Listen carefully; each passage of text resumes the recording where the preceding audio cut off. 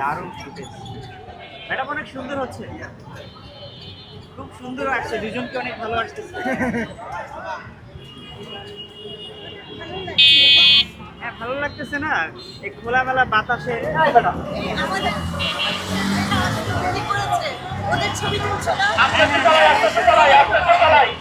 কত বছর পর এইভাবে খোলামেলা আকাশে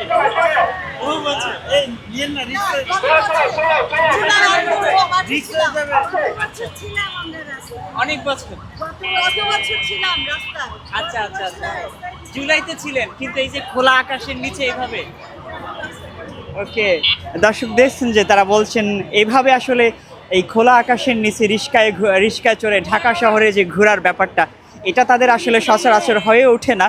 তবে আজকে তারা ভীষণ খুশি, অনেক আনন্দিত তারা যে এইভাবে ঘুরতে পেরে, এইভাবে পতাকা হাতে, দেশের পতাকাকে সামনে ধরে যেভাবে তারা ঘুরছেন, এটা কিন্তু তাদের কাছে ভীষণ দারুণ লাগছে। তাদের অনুভূতি ভীষণ ভালো।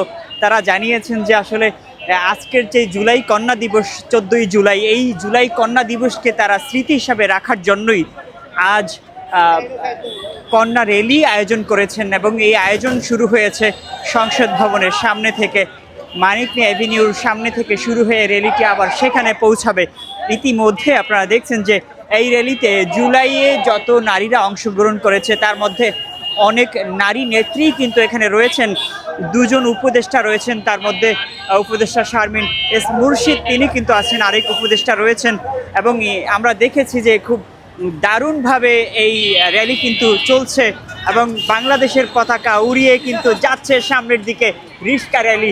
ইতিমধ্যে প্রায় 300-র অধিক রিস্কা নিয়ে আজ এই জুলাই র্যালি অংশগ্রহণ করেছেন রিস্কা চালকরা। এরই সাথে অংশগ্রহণ করেছে যারা জুলাই গণ অভ্যুত্থানে ছিল, যাদের ভূমিকা সামনের সারিতে ছিল, সেই সকল অসংখ্য নারীরা কিন্তু এই অংশগ্রহণ করেছে এই র্যালিতে। আপনাদেরকে সরাসরি আমি দেখানোর চেষ্টা করছি, সঙ্গে আছি আমি ত্বকি খান।